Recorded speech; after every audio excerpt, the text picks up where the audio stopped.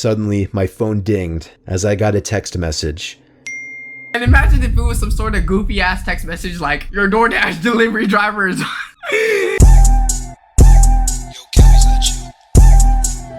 Yo. What's good, YouTube? Today we're gonna be looking at creepy true school lockdown stories. If you're watching from YouTube, make sure you got thumbs on Twitch, will every day list in the description. Without further ado, let's get started. Let's get it. One of them. It was a typical boring day in calculus, only it was Friday, 7th period, meaning the week was almost over and spring break would finally be upon us. So everybody was getting antsy in their seats, I could tell. We didn't have a test that day like a lot of my friends did with their other teachers, so our teacher in the middle of class just decided to start playing games with us on Sporkle.com.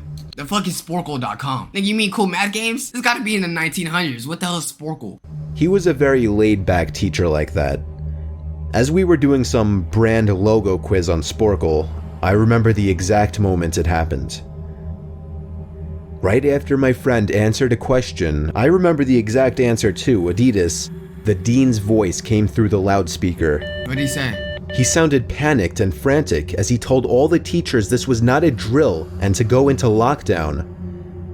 I actually got the chills and I got goosebumps on my arms as our usually laid-back teacher too seemed panicked as he ran to turn off the lights and ushered us to the back corner of the room.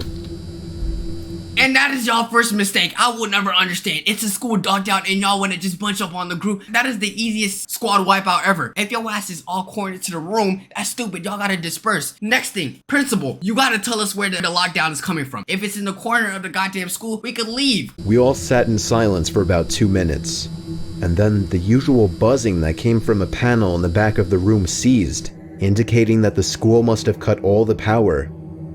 We all looked at each other, realizing this must be serious.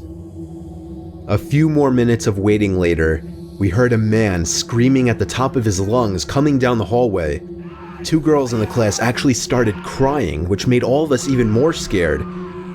As the screaming got closer to the classroom, the lunatic-sounding man started banging on the lockers while screaming, "I'll kill all of you." If your crush was crying, would y'all comfort her? No, I know we in a lockdown and we could potentially die, but in my head, I would probably use this as the advantage, yo, bro. If your ass show her, you're the man, and you comfort her, hit her with a little side shoulder, everything good, you got her.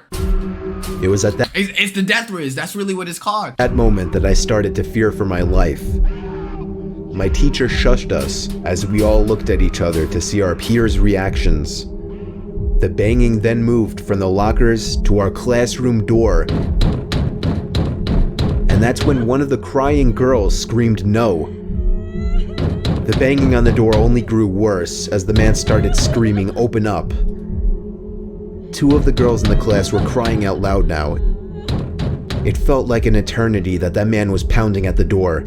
But eventually, he finally continued down the hallway, screaming like a mentally insane person until we could not hear him anymore. I'm sorry, but if there's a man banging on the door and your ass is crying, respectfully speaking, I'm hitting your ass with the neck snapper of a lifetime. If some creepy shit is happening, just stay silent. You could be scared shitless. You know you're warning him that we in here, right? No, matter of fact, I'm opening the door. I'm throwing that girl outside. Yeah, take her. I'd say 10 minutes later, though it felt like half an hour given the situation, the dean came back on the loudspeaker explaining the situation, which was surprising for him to do.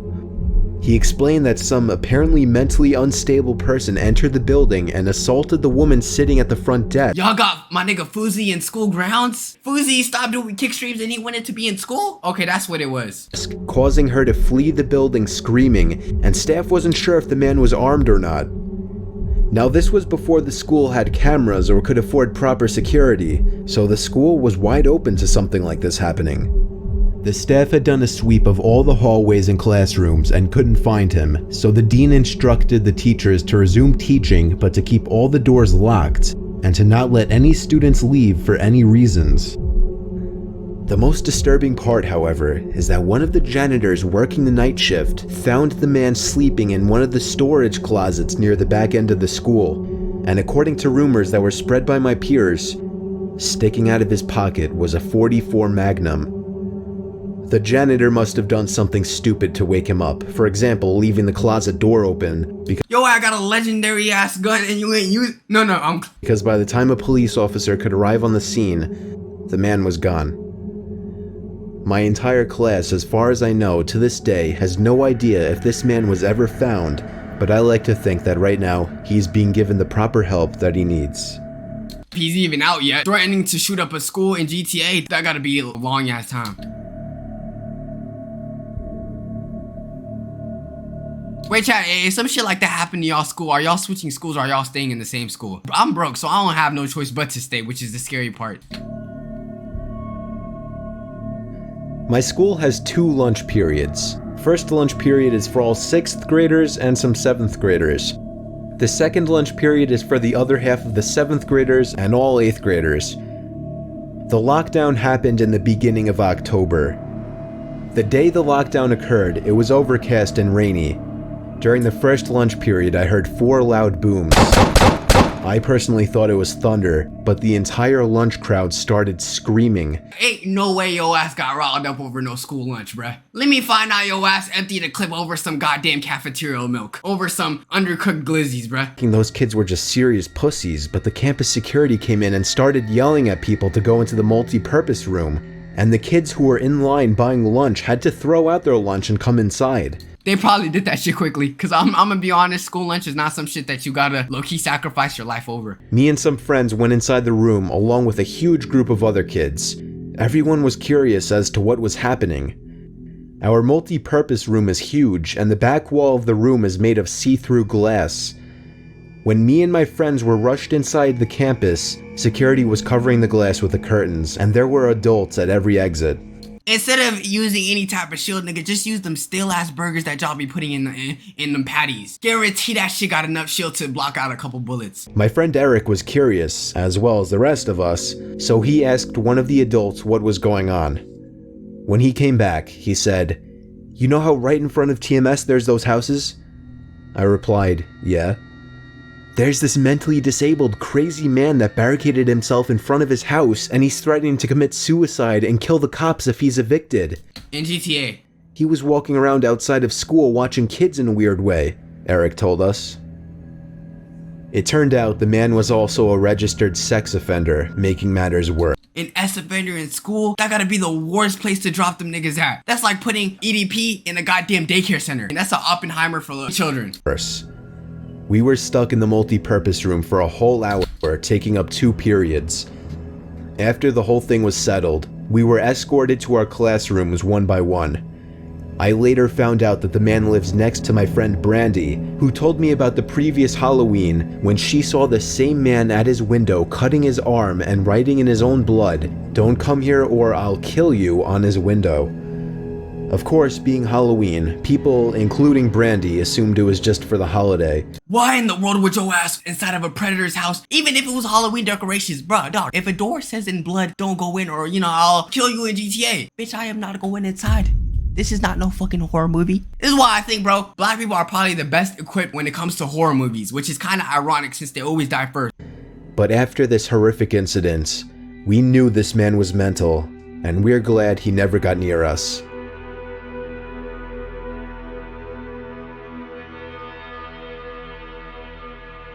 I'm 22 years old, fresh out of college, and I recently got a job at my old high school as a sort of computer intern in the school basement. The basement of the school is very messy and disorganized, but there is a small 3-person office that's actually very nice down there. It has 3 nice big desks, 2 mini fridges, a flat screen TV mounted on the wall, and oh so satisfying air conditioning, a luxury the students and teachers cannot enjoy in the school. And of course, all the school servers and other computery stuff.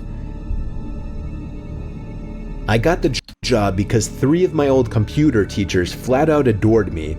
I could actually consider them as real friends, not just teacher figures, so they all helped tremendously in landing me this job. It's been great, until something that happened a few weeks ago. My 2 co-workers that shared the office with me, Dave and Gary, weren't in the office at the time. They were upstairs working on papers or whatever. I was eating my sandwich during my lunch break when I got a phone call from one of the women in the front office telling me the school was on lockdown and that somebody, possibly armed, had entered the school. There wasn't much that I could do other than turn off the lights because, surprisingly, as nice as this little office was, it didn't have an actual door to it, just a big opening, and the door to the whole basement didn't even have a working lock. For my own safety, I did turn off all the lights in the office and my computer screen. I kept my phone on the desk, texting both Gary and Dave, but they wouldn't respond. I sat down there in the dark, playing games on my phone for like 20 minutes, waiting for the call from up front to tell me to resume working. I had no idea what was happening. I couldn't hear what was going on upstairs from— So you want to play video games? If you could play video games, then you can make some collect calls, bruh. I'm calling the homies, I'm telling them, bruh, yo, save me. down here. But I was not allowed to make any calls until I was informed that the lockdown was over. Then, the noisy basement door opened.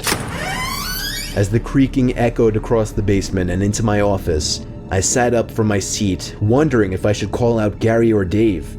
I was eager to get some info from them. Someone then came running down the stairs, and their footsteps were approaching my office. I pushed away my chair and crawled under my desk.